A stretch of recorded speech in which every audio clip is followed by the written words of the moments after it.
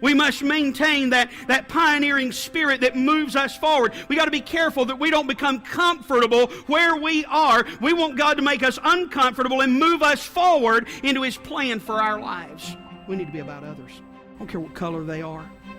I don't care where they're from. I don't care what their nationality is. They need to be welcome to the house of God. We can't lose a friendly spirit at Calvary.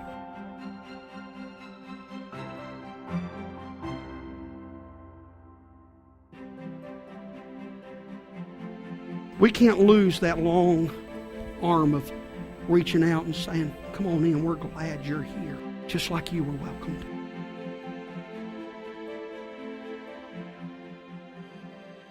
It started when my friend Janine invited me to Friend Day. I had not taken her up on any offers before to come to Calvary, but I did this time, I'm not sure why. I had started going back to church around Easter. I was church shopping for a while, didn't know where I really fit in. Wasn't really happy with what I experienced so far.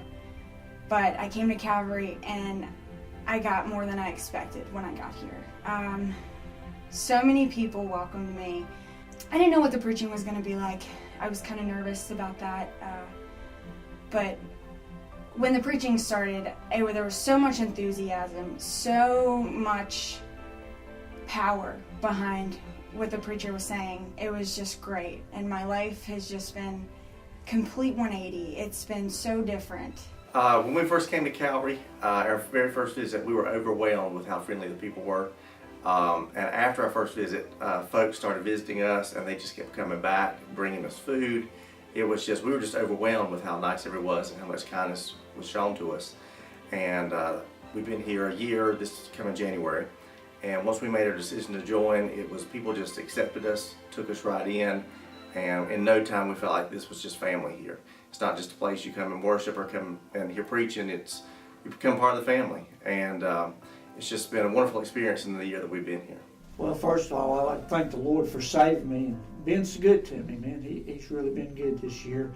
I went through a lot of heartaches and suffering when my wife passed away here in August. And I thank God for Calvary Baptist Church.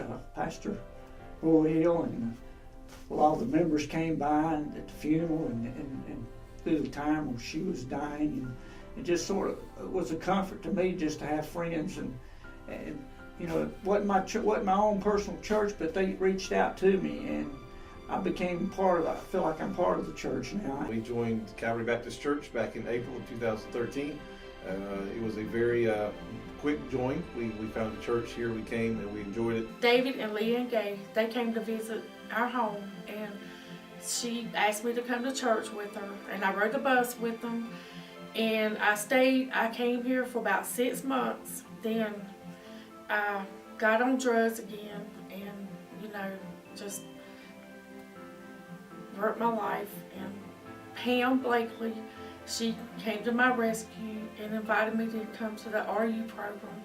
And I did, and that was in 2010, and I've been here since 2010.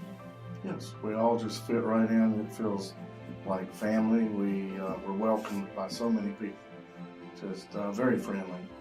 And like she said, what was really important to us was that especially our teenagers, would feel so welcome and want to join in and work with the other teens, and it just went that way.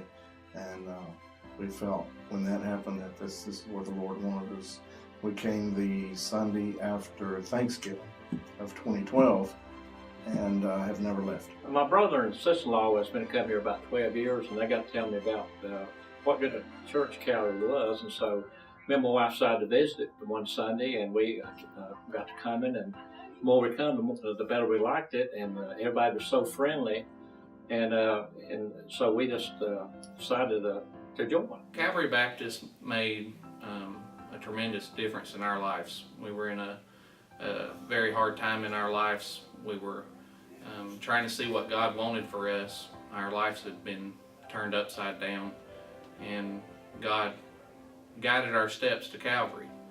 And through the preaching of His Word and meeting friends, He brought us here we're looking forward to being part of the Calvary Church family for a long, long time. Yeah, I really like it here. I've been to a few churches. You know, they judge you. At the other churches, they didn't really talk to me. Nobody associated with me. And I came here, and I loved it here. Everybody's nice. Everybody talks to you, and I really love it here. And I've been coming ever since I got out of the hospital. And y'all, they prayed for me the whole time. I mean, I'm still on the prayer list now. Shane Hayes invited us one Sunday, and a little reluctant, never been here before. We came, our first time was homecoming morning. And it's been a blessing ever since. You know, we've loved it, and that's how we came to know Calvary.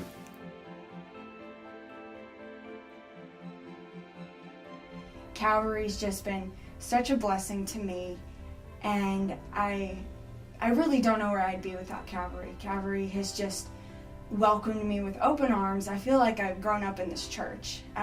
Everything that I do, I just feel the love, and I feel the presence of God every time I come in this building, and it's just amazing. We just love everybody here. They're just so friendly and loving, and they really do care. Calvary has really made a big difference in my life. Since a few months I've been here, I've learned a lot. God's helped me through the preaching and just give me peace in my life, and I'm just doing more now. I feel like for the Lord, I'm just wanting to get back in there and get on fire for God, and you know, just need some help right now, going through a grieving process. But I know my wife's in heaven, and man, she's doing good now, and one day I'm going there to be with her, and I know that's a fact, and that's just a reality that we're going to one day see each other again. But I would like to thank Calvary Baptist Church, thank Preacher Boyle Hill for just being there with me and being a pastor I can talk to. He was my pastor when I didn't have one, and he was just there for me, and I thank God for him, and thank God for this church. When we came here to Calvary was that there were so many ministries, and how our children, from the oldest, our adult children that are married, all the way down to the young people, had a sense of belonging here, and they all felt at home and felt a place that they felt welcome, and we felt that way too, and so it was just a place that felt like we were coming home. He comes from the Bible, and we like that, and he keeps me on the edge with his sermons every Sunday morning.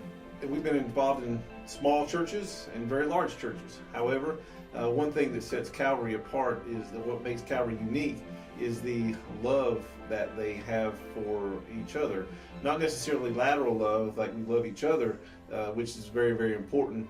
But the thing that I tell my wife about that makes Calvary very unique is the love that comes downward from the church leadership, the pastor and staff, and it comes down, again, that real love, just Christ-like love, that agape love is real, it's genuine, and when people come to this church, they really do feel loved. And that was one of the greatest things that me and my wife learned about Calvary, we experienced about Calvary, and we're thankful for Calvary loving our family. Pastor Broyhill was right in the Word, just like we wanted. King James Version all the way, just stepping on my toes like I needed. When I started hearing Pastor Warhill, it got me, you know, everything that he preached about, it just seemed like, you know, that he was directly talking to me. So I started going home and reading my Bible, studying it, and try to see what, you know, what God wanted for me in my life, what he wanted me to do. And I just love it here because he preaches how I understand. You know, since I've been coming to Calvary, it's made such a big difference in our lives. You know, it's I've grown close to the Lord, and I try my Bible more, and I enjoy going to visitation bus ministry, and it's just a blessing every time we have opportunity to come here. And Pastor Broyhill, he's such a wonderful pastor, and he does a tremendous job preaching God's Word, and I just enjoy the preaching, teaching, and all of this, the fellowship and the friendship that we've made that no longer we've been here. It's been such a blessing to be at Calvary. And then, like I said, it's made such a big difference in my life and my wife's life. I think it's made our marriage stronger. We communicate a lot better than we did before we You know, Better parents. Yeah, we're better parents. We've seen both of our sons baptized here, saved and baptized here. It's been a great blessing.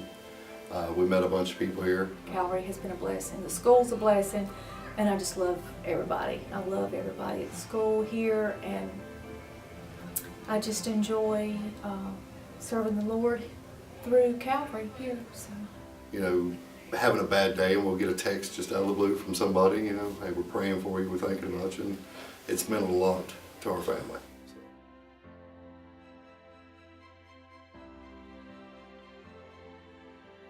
First thing he did, and we told him when we met with him that we didn't want to be pew sitters. We wanted to go to work, because that's what we've always done. And as soon as I said that, he put us to work. So Calvary's made a difference in our lives in that way, teaching Sunday school, both of us, and working in the bus ministry, and that's not enough. We can't do enough for the Lord, so we want to even do more. And we just love it here, love the people here. They've shown us a lot of love. To save souls, you know, that's their main goal, and it's just been a blessing. Going on visitation has helped me to realize the importance of growing close to the Lord and witnessing and testifying to people and getting strong in the Lord and building and help other people get saved and tell them what being saved is all about and accepting Jesus Christ as Lord and Savior. And coming to Calvary has helped give me more of an incentive to go out and witness. Mama brought me here. She pressured me. She said, "You've got to get your life straight." She kept telling me for months and months, and I kept on doing drugs, and I was on the streets, and I was hungry, and it was so hard. And she kept telling me, "You got to get out of that life," because she was in it. And I remember me saying, "Well, why does she always do that? I want her to be home with me," you know, and she wasn't. And then I felt following her footsteps, and then I started doing drugs. Finally realized, you know, it's not worth it. It really ain't. It's gonna be all right.